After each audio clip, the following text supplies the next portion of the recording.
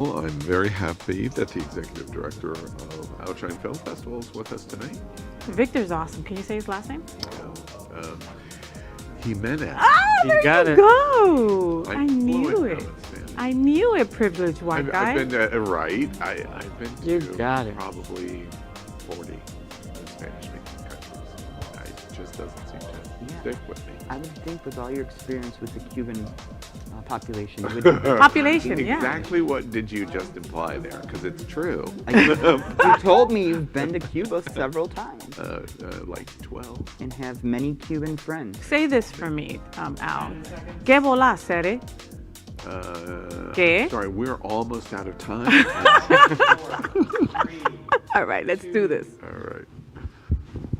Well, welcome to Queer News Tonight, the world's first and only LGBTQ daily evening news. It's time to queer up the news.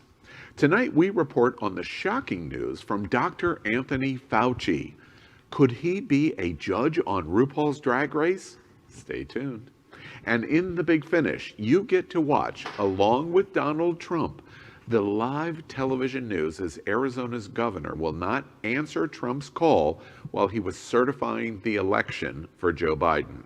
Hilariously, his ringtone was "Hail to the Chief," and it was playing. You can't make stuff up.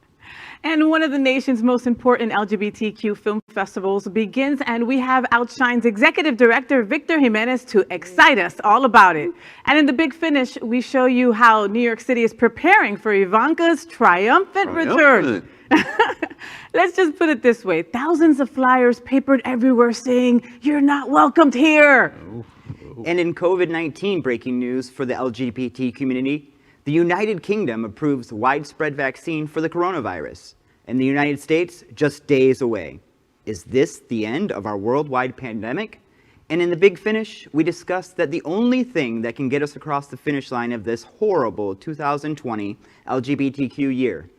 A little hint, while it may be sold at Mick, we don't really think it's a rib. Merry Christmas and Happy New Year. Interesting. Can't wait for that. So good evening, LGBTQ world. It is 7 p.m. Wednesday, December 2nd, and we are literally out of the closet and into the headlines. So many of your important stories we are going to tell this evening on Queer News Tonight. The world's first live daily queer evening news show. Out of the closet and into the headlines on Q News Tonight. Well, thank you again for joining Queer News Tonight. This is a live, unedited LGBTQ evening news show. Whatever happens, you're going to see it. This evening, we bring you the news of and a perspective from the LGBTQ community from South Florida, America, and across our world. I'm your Queer News Tonight anchor, Al Ferguson, and tonight, let's welcome anchor Faye What? She's out, she's proud, this is the big sentence, and she's certainly loud. She's a Latina to be reckoned with, half Puerto Rican, half Colombian, I want the proof, and 100% freaking New Jersey. She has a popular blog here in South Florida and a YouTube channel, Faye What? Welcome, Faye. Hola, mi gente. So happy to be here. So let's also welcome anchor Nicholas Wendling. He is a retired restaurateur with 15 years of leadership experience at a major national chain, winning numerous awards for customer service and people development. Currently, I want this job. Currently, he's enjoying time off to travel the country in an RV with his dog Zeus. Welcome, Nicholas. Yeah, you've had that job before. I have kind of had that job, yeah. Well, tonight we begin with the queer headlines. The LGBTQ community in South Florida and across America is diverse. Our community across the world is vast, and here are the bullet points of the queer news for today, Wednesday, December 2nd. Let's begin by queering up South Florida. The death of a Miami trans woman, Skylar Heath, is now being investigated as a homicide. The death of a Miami transgender woman, Skylar Heath, is being investigated as a homicide, bringing the total number of trans Americans who have died by violence this year to at least 40. Heath, 20 years old, died November 4 in Miami's Liberty City neighborhood, and she was misgendered and dead-named in an obituary, Planet Transgender reports. In the wake of recent social media postings, the site contacted Miami-Dade County Police this week, and a spokesman said her death was under investigation by homicide detectives. No further information was available. This is the third trans murder in South Florida in the last months of 2020. And in 2020, this has become the deadliest year on record for trans people in the United States since media and activists began tracking the information. Most of the victims have been Black or Latinx women. Faye, what do you think? Trans. It breaks my heart that so many of our trans brothers and sisters are dying at the hands of violence these days. It breaks my heart. And then even worse, to just be misgendered and dead named. Oh, that's awful. Listen, trans brothers and sisters, we love you. We see you for who you are, and be safe out there. It's awful. You know, I read a report this morning. In November, the FBI released their statistics on hate crimes for the past year. And since Trump has been in office, hate crimes as a whole, not just trans, but hate crimes against our whole community have gone up every year Trump has been in office. So I'm excited that a month from now, we'll have a president in office who will publicly speak against this type of violence. So, and exactly, I completely agree with both of your observations, and exactly why the Equality Act needs to be passed in Congress. It needs to be passed. Yes, sir. Next, let's queer up business. The first LGBTQ-owned banking platform has launched in the United States. Watch this. LGBT people aren't preparing for the future fast enough. Even though this may come as a surprise, it costs more to be LGBT. Firstly, we have significantly lower levels of support from our families, which means that LGBT people have, on average, about 50% more college debt than non-LGBT people. So we're already starting off on the back foot. And many of us in the community have high one-off costs. For example, for Billy to go through a transition could cost her in excess of $100,000. If I want to have a child with my fiance, the average cost of a child for an LGBT person is $55,000. So we're already on the back foot. And what we've learned is that LGBT people struggle to play catch up. We have lower levels of financial literacy. We are charged higher fees by banks, and we're subject to lower mortgage approval rates. And on top of that, about half of us struggle to maintain a regular savings habit. So not only does it cost us more and we're on the back foot, but we're really struggling to catch up. And when we talk to our customers about what this means, we found that about 50% of LGBT people are worried about having enough money to retire on. Daylight, the new banking platform, is striving to make finance and savings more accessible to the LGBTQ plus community. Set up to help LGBTQ Americans reach specific financial goals, Daylight is the first LGBTQ-owned digital banking platform catering to a growing demographic of U.S. customers. The platform will help individuals save for important events such as gender transition, surgery, surrogacy, or other forms of health care. In a statement, Daylight's chief Executive Robert Curtis highlighted the LGBTQ plus community in the U.S. spends close to $1 trillion. However, much of this financial capital is underserved by banks. According to Williams Institute, a research center led by the University of California, it is estimated around 30 million people make up the country's LGBTQ plus community. Daylight is set to tap into the market by offering prepaid cards to customers' preferred names, which can resolve an obstacle many transgender individuals have faced, where they are often dead named, which is when their birth name is used instead of their chosen name. However, Daylight isn't one of the first to launch an exclusively LGBTQ plus bank. Entrepreneurs in Brazil set up the LGBTQ plus bank Pride Bank last year. And Superbia Credit Union was also another platform established as the first credit union dedicated to the LGBTQ plus community, which is also expected to launch this month. Next, let's queer up gay culture. 21 male nudes and portraits from Nick Mesh. Queer News Tonight follows the best of our LGBT community, cultural arts, and literature, and we are happy, trust me, we're happy, to report that a new book from Nick Mesh is a good book. Actually called One Good Book, Male Portraits and Nudes is a big collection of breathtaking and heartbreaking photographs.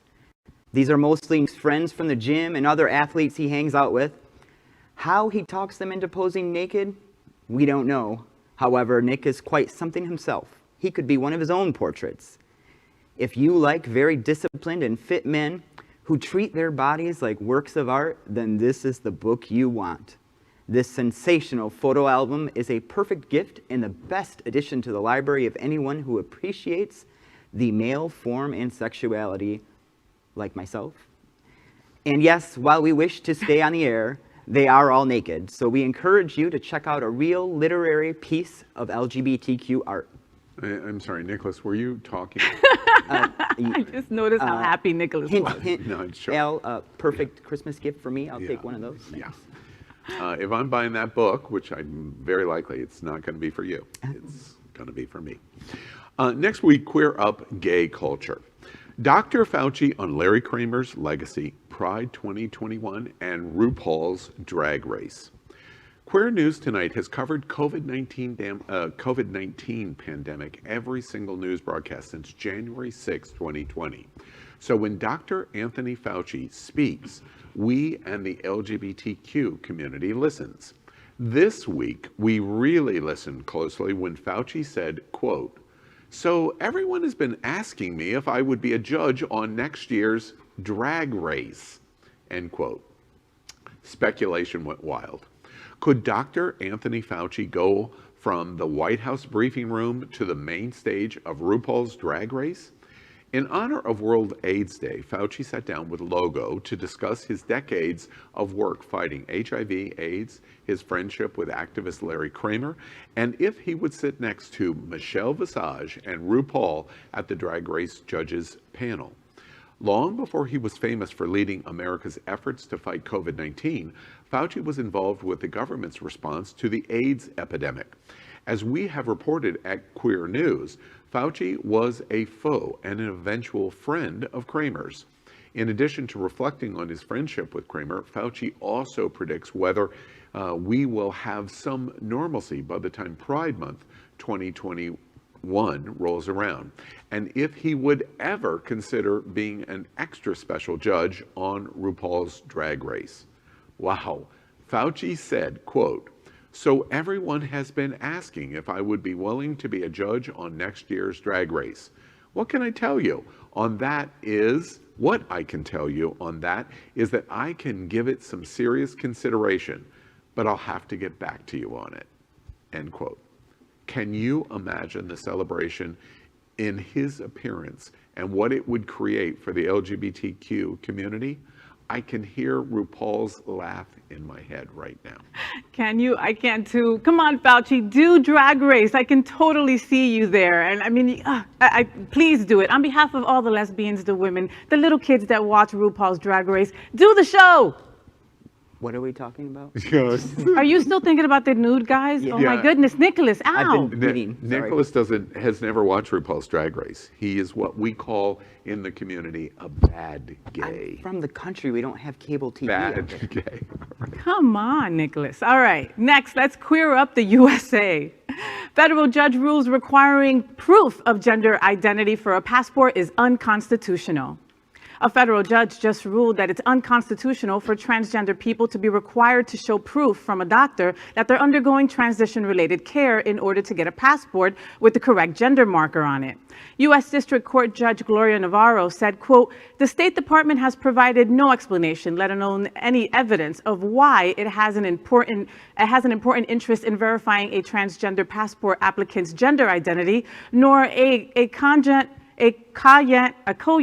explanation of why the policy requiring a physician certification increases the accuracy of issued passports. Currently, the State Department requires transgender people to show a doctor's certification that they have had appropriate clinical treatment for gender transition to the new gender of either male or female," end quote.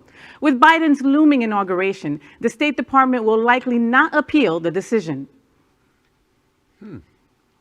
Well, and by the way, Faye, if you won't make fun of my Spanish, I won't make fun of your English. Cogent, yeah, that's the word. All right, well, that's our queer headlines for today. So let's queer up South Florida. The OUTshine LGBTQ Film Festival, Fort Lauderdale Virtual Edition, is happening December 3rd to 6th. Watch this. This December, OUTshine Film Festival's Fort Lauderdale Virtual Edition, featuring queer films from all over the world.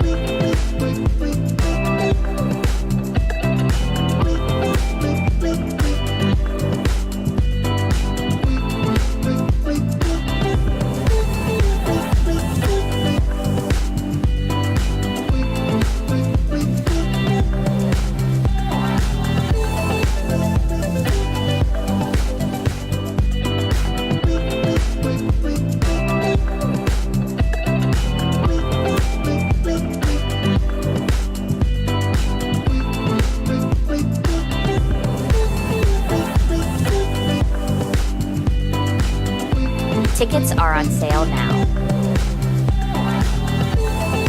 Check out the program at OUTshineFilm.com. Well, the Happening Out Television Network is proud to serve again as their digital television sponsor for the festival, kicking off this Thursday, presented by Gilead Sciences and Broward County. The OUTshine LGBTQ Film Festival will showcase 21 world-class films from 11 countries, with several making their U.S. debuts during the streaming festival. All of the online films will be made available to viewers from December 3rd through the 6th. And this Friday night at 7 p.m. in person will be OUTshine's Drive Out at Pier 66 Marina in Fort Lauderdale, featuring the Western trans drama 2020 film Cowboys. Cowboys is about a troubled but well-intentioned father who has recently separated from his wife. Aghast at her refusal to let their trans son live as his authentic self, the father runs off with his son into the Montana wilderness. Meanwhile, a police detective pursues them, but her resolve about the case is tested the more she learns about Joe's family. Cowboys is a tale of rescue, family betrayal, and a father and son on the run. Happening Out Television Network has hosted a series of live guest interviews throughout the week with various film directors, and tonight are thrilled to have the festival's executive director on the show with us live, Victor Jimenez. Welcome, Victor, to Q News Tonight. Thank you, Al. Thank you for having me here tonight. We're right on the eve of the festival starting, one of the most important LGBTQ film festivals in the country. Are you worn out already and you haven't even started? That's always the case. It's always exhausting till it starts, and once it starts, after the first day, things move smoothly, and then I feel relaxed again. But yeah, it's always crazy right before the beginning. Well, you launched the first digital version of the film festival in August. Wildly successful results. Congratulations on that. After doing it the first time, you've done the second part. America, we're in South Florida. We have Miami and Fort Lauderdale. And by the way, of the festivals and Miami and Fort Lauderdale, which city do you like better? Well, I'm a Miami boy, so it's going to be Miami. Though right now I'm in Fort Lauderdale. Yeah, oh, you're in Fort Lauderdale, okay, which is where we're broadcasting from. The second time that you've done the festival, now this time digital, the Fort Lauderdale version of the festival, did you have the same kind of anxiety to having a digital film festival that you had the first time around? It was a different animal. The first time we were figuring out everything new. This time we knew more of it, so it was easier to actually set up. But our main goal was to make sure we had brand new content for the Fort Lauderdale edition, and that was more the difficulty in this case. But we succeeded in bringing basically 21 new films to the Fort Lauderdale edition. I've interviewed many of the directors, producers, etc. For the films. When you're selecting for a film festival that is unique for a minority community like LGBTQ, what goes into the selection? Like the 21 films that you've just mentioned, what goes into the selection process to do that? You know, we create a screening committee made up of community members. You can volunteer for it, and basically they go through the films that are submitted.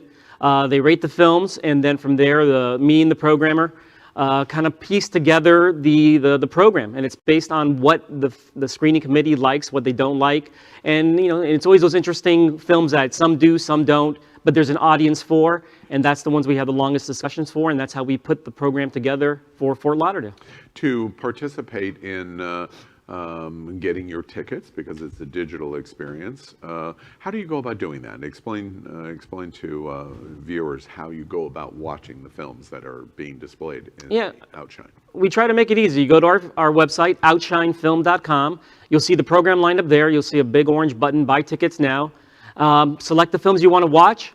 Do the checkout, and then you'll get a confirmation email with an Access Online event button. You click on that. It takes you to our streaming service, and your films will be there once they're live December 3rd. And basically all the films go live at once, and you have your choice of what you want to watch, when you want to watch it. You know, Victor, thank you. And again, one more time, the website is? OUTshineFilm.com. Okay, great. We started the year together. You, here in South Florida, the OUTshine Film Festival holds an excellent Academy Awards event and party and showing. It's really quite an outstanding event. We were a digital partner for that. We started that in, I believe, late January, early February. Could you imagine from where we started of the year to where we are in December in terms of how the year started and how the year is finishing? Could you even possibly, as the executive director of OUTshine, imagine this is where we would be? No, it seems so long ago. You told me that we had a big gala event. You know, it was in Fort Lauderdale, and it was a great time. And quite frankly, I think only 3 weeks later we went to full lockdown. And it happened. You know, we were about to go to print with the program guide for the Miami edition, and then we had to stop the printer's moment. But you told me that, you know, the big night out was this in 2020. I would laugh at you. It seems so long ago. Yeah, absolutely. Yeah. It seems like a lifetime ago to me. And Victor, with your experience, you've done, you as executive director have had the leadership of the festival being an in-person festival, like a traditional film festival, independent film festival. You did August is the first time ever digital. Now you're returning in this fashion in digital. Did you have a preference of one or the other? With that unique experience, was one preferred over another? Not. You know, one of the things we always pride ourselves in the festival is, like we always says, you know, come meet your friends, make new friends at the festival, talk about the films, which obviously you can't meet new people virtually, but you can have people over your house and watch it with a, you know, group of people together, which did happen during August, people that knew each other well and felt safe with each other.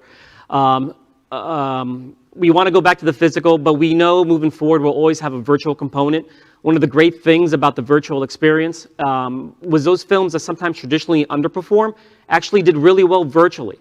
Where, let's say, a lot of our trans films, in fact, they don't do well physically, but virtually they were quite successful, and we believe it was the cost of entry to go to the physical festival, to drive there, pay for parking, pay for concessions, might be a bridge too far, whereas virtually it's a different animal. So moving forward, even when everything is back to normal, we are planning to maintain a virtual component to the film festival. Well, South Florida, and really the whole nation, we draw your attention to the OUTshine Film Festival. It's one of the best in the country. It's certainly unique because it is a two-city, two-time-of-year festival. Whether it's live in person in 2020, it is digital and quite successful. And we remind you at Queer News Tonight, there has never been a year where the LGBTQ community needs to stand up for our charity and LGBT charity organizations like OUTshine. There has never been a greater year of greater need than in COVID-19. So we encourage you to support the OUTshine Film Festival. And Victor, we wish you all the luck. I know it's going to be fantastic. And then one last plug. Remember, everything you need to know, OUTshineFilm.com. And join us for our one physical event, the Drive Out, Pier 66, a great movie, Cowboys. I know Nicholas would love it. And please join us, OUTshineFilm.com. Thank you, Al. Victor, great having you with us tonight at Queer News Tonight. All right, well, next, let's catch up on all the LGBTQ news surrounding COVID-19. It's not just the OUTshine Film Festival. The effects of COVID-19 with the special segment we call Quarantine Quickies. Tonight, we report the devastating effect coronavirus has had on the American and worldwide LGBTQ community in total number of cases and deaths. So let's queer up Quarantine Quickies. The United Kingdom becomes the first country to approve the Pfizer COVID-19 vaccine. Watch this. The United Kingdom has become the first country in the world to approve the Pfizer coronavirus vaccine. Charlie Daggett is following this in London. Charlie, this is really great news. How soon could it become available? Good morning to you.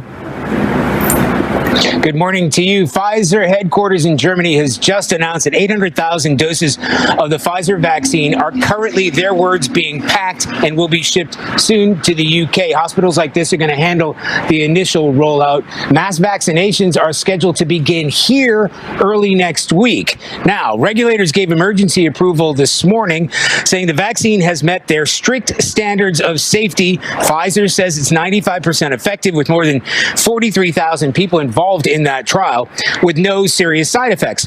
Regulators here have had a rolling review, that's important, of the research, meaning that they've been reviewing the clinical trials since June.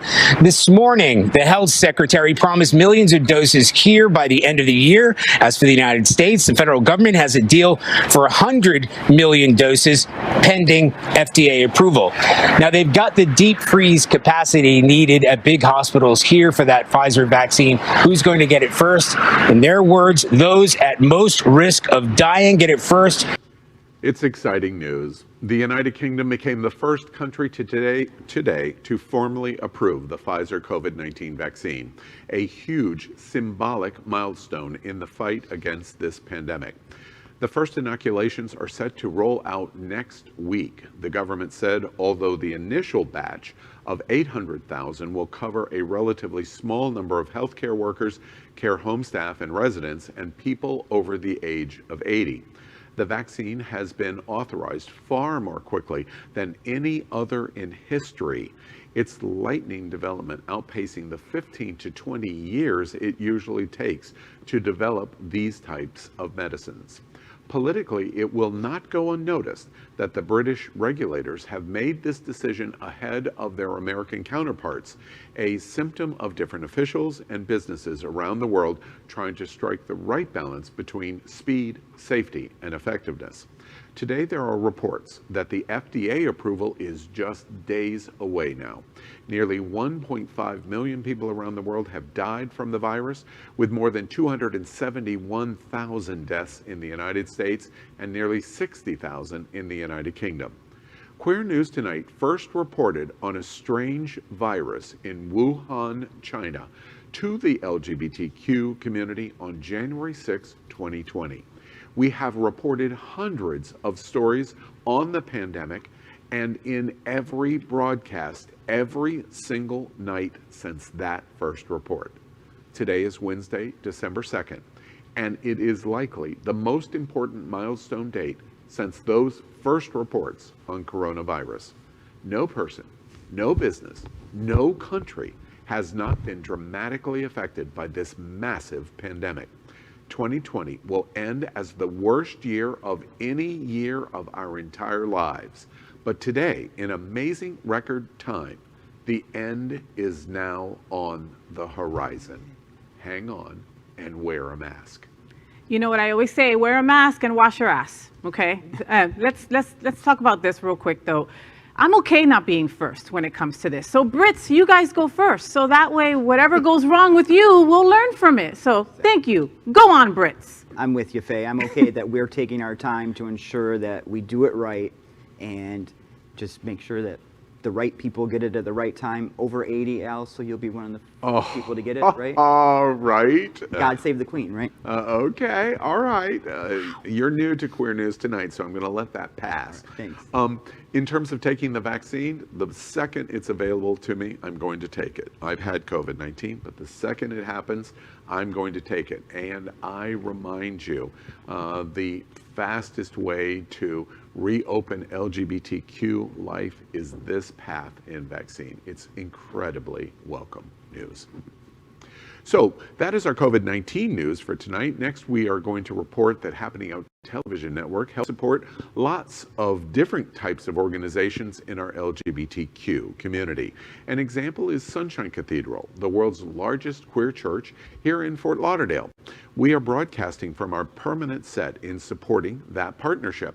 The network broadcasts the largest LGBTQ religious broadcast in the world, with more than 30,000 watching every Sunday at 10:30 a.m. Eastern, and it's totally live.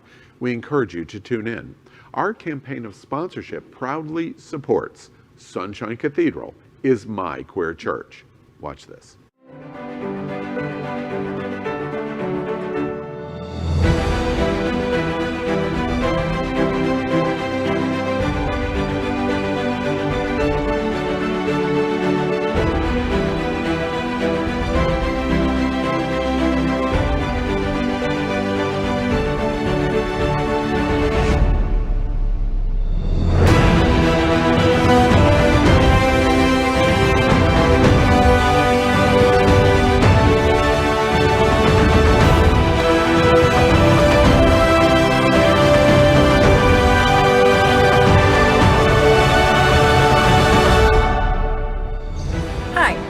Federation. I'm the board chair of the Sunshine Cathedral. Hi, I'm Tom Federation. I'm the treasurer of the Sunshine Cathedral Foundation board. And Sunshine Cathedral is our queer church. We'd also like to thank our set designer, Concepto Modern Living, here in Fort Lauderdale for making this set and this amazing queer church campus possible. And finally, we thank Queer News Tonight's hotel sponsor, Best Western I-95 Fort Lauderdale. This is the closest and best choice to the famous Wilton Drive, and our host and guests stay at this LGBTQ ally partner. We encourage you to stay here when visiting South Florida. Well, we end tonight's broadcast with the big finish. That is today's silly or news that entertains the LGBTQ community. So here we go. The big finish. Arizona governor live on television signs the election certification. Trump watches it live. The phone then rings with a ringtone, "Hail to the Chief." Watch this.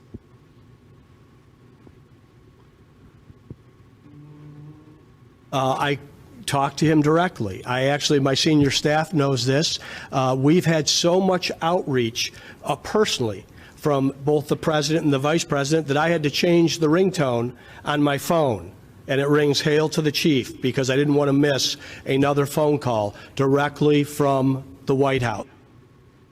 13 seconds. This is so funny.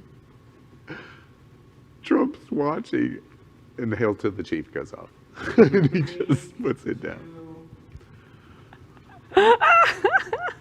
That was awesome. I'm sorry. I know that it was short, but I wanted to watch it on a loop, like just constantly. That was fantastic. The shade of it all. That's the Republican governor. Wow. of the exact same thing I do when you call, Al. There's two. Faye. So this will be the last time you will be seeing Nicholas on Q News tonight. Right. So enjoy his presence. Exactly. Hail to the Chief. It could not be any better. Who watches a live television broadcast and doesn't have the intelligence that if I call him live to try to stop him from what he's getting ready to do, the entire world is going to watch it, and it's going to be on Queer News tonight. The big finish. The end of days are here as McRib returns to end 2020 and maybe our lives, and McDonald's gives away 10,000 free barbecue sandwiches.